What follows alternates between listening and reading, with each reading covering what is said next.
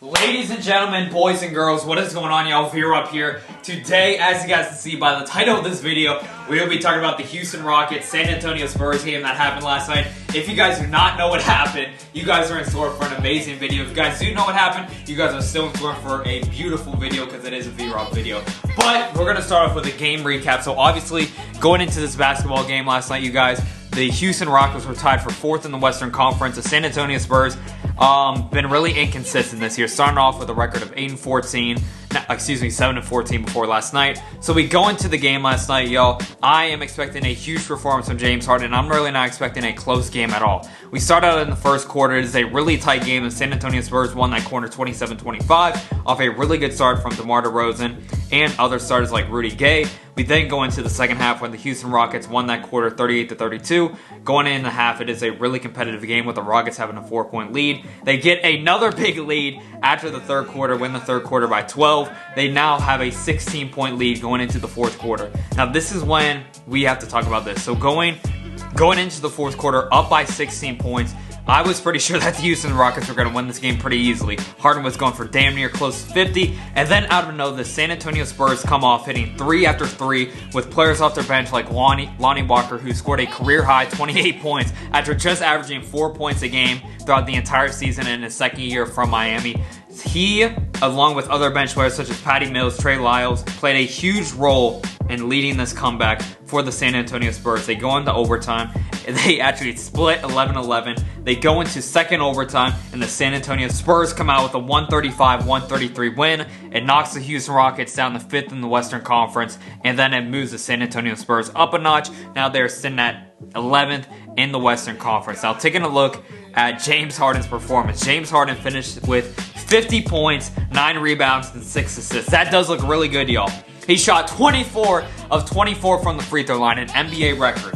He shot 11 of 38 from the field and 4 for 20 from 3. Clint Capella finished with 22 points and 21 rebounds, a really impressive game. He didn't miss a shot the entire game. I am really impressed on how good Clint Capella and how aggressive he's been playing this year. He's been really upgrading his game from a talent level and actually is being able to do more things on the offensive glass, on the defensive glass, on the defensive level, and transition with players such as Russell Westbrook and James Harden. I've been really impressed with Clint Capella so far this year. Also, Russell Westbrook last night finished with a triple-double, but he shot 7 of 30, y'all. I mean, I love Russell Westbrook to death, y'all, but 7 for 30? 7 for 30, Russell Westbrook? Come on, bro. All 5 starters finished in double-digit points. Austin Rivers off the bench, still playing really well, 19 points, 4 rebounds. They shot a combined 15 of 51 from the three-point line. Now going on to the San Antonio Spurs side of things, Forrest with 25, DeRozan with 23, Rudy Gay with 14. Then, like I said, off the bench, Patty Mills gave you 9, 6, and 6. Trey Lyles with 7 and 9. And Lonnie Walker with 28 points and 4 rebounds, a plus-minus of plus 29. This man is averaging 7 minutes a game, yo. He had 35 minutes last night. He is averaging 4 points a game throughout his second year in the league, yo. He scored a career-high 28 points last night, you guys. He was a difference maker in this basketball game, yo. Now we're going to be taking a look, yo, at this James Harden dunk. So this James Harden dunk, you guys, took place with about 8 minutes left to go in the fourth quarter. The Rockets were up by 13. They were still having a huge lead despite the Spurs getting back in the game after a couple three-pointers. And then I'll just let you guys watch this here with no audio from me. Harden the steal. And the dunk. Oh, he missed it! No, that ball was through. And it came out. Wait a minute. You was just checking it out.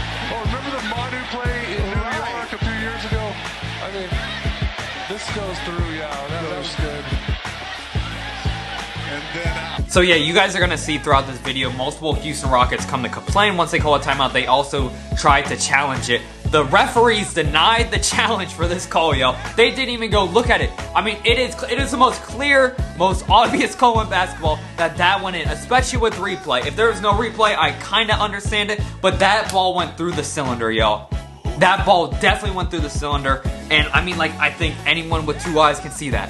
I think anyone with any amount of eyes can see that. Whether it's 1 eye, half eye, 1/4 of an eye, an 1/8 of an eye. Shoot, if you could just smell it, it probably went in. So executives from the Houston Rockets are challenging the NBA, saying they could change the outcome of the game because of the missed call on this play right here. Now, I'm going to give you guys this, yo. Yes, if I was a huge Houston Rockets fan and I love James Harden and I love Russell Westbrook, I would be so upset that they missed that call, especially since we lost the game by 2 points. I'm saying that from a Houston Rockets fan's perspective. Now, say I'm not a Houston Rockets fan. I'm looking from the outside in. You guys allowed 135 points. Granted, you guys are not that good of a defensive team, but 135 points against the San Antonio Spurs. You guys were still up by 13 with 8 minutes to go. You guys let this team go into overtime against y'all, all of y'all starters. All of y'all starters with 2 MVPs. Then you let them go into double overtime and beat you guys. It would be a lot different if that dunk that they didn't call was with like a minute left in the game or maybe even 3 minutes left in the game and it was a very tight game. It would have been different if it was like somewhere in overtime. I am a huge Rockets supporter. Outside of, obviously the Lakers, possibly the Sixers, the Rockets might be one of my favorite teams, especially to watch in the league. So for me to say this, y'all, I'm not being biased, I'm not doing any of this. I've respected, I have stood up for James Harden and Russell Westbrook multiple times on this channel throughout my entire YouTube career. You can go back from the start. I am always supporting Russell Westbrook. I am always supporting James Harden. Shout out to my H-Town squad one time back in Houston. But this, for the Houston Rockets to be this upset about this, y'all, they should have still won this game. But as for the referees, y'all, this is unacceptable. This is unacceptable. I don't get why you cannot challenge that call.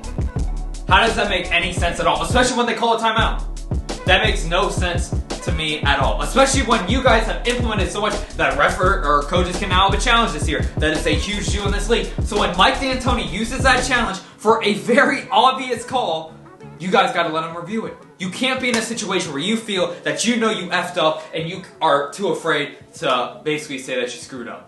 Because a lot of referees, y'all, not even in just the NBA, but throughout sport leagues, throughout youth leagues, middle school, high school, college, have that same mentality where they don't want to be wrong. Trust me, I have been in that situation where I have argued with the referee when it is an obvious call, and they have this mentality where like, oh, we're the people in the black and white. We cannot be wrong. Or if we are wrong, we don't want to humiliate ourselves because we have far more games to do after this. So I'm upset at both sides. I'm upset at the refs. I am really upset at the refs. I'm somewhat upset at the Houston Rockets just giving up this loss, you guys. It moves them down to 5th now in the Western Conference. The top seeds in the Western Conference right now. We got the top 2 LA teams. We got the Nuggets, we got the Mavericks, and we have the Rockets. This is going to be a very competitive year for the Western Conference. We're about a 4th way done with the season. Fam, thank you guys so much for watching. Make sure to leave a like, subscribe if you guys are new. Thank you guys so much for the support. Cannot thank you guys enough. Stay blessed. All love 2019. I am still beyond shocked about this game, you guys.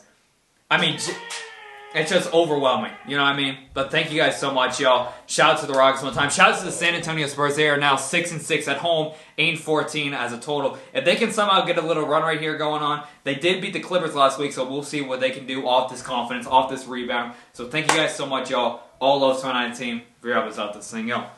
Peace!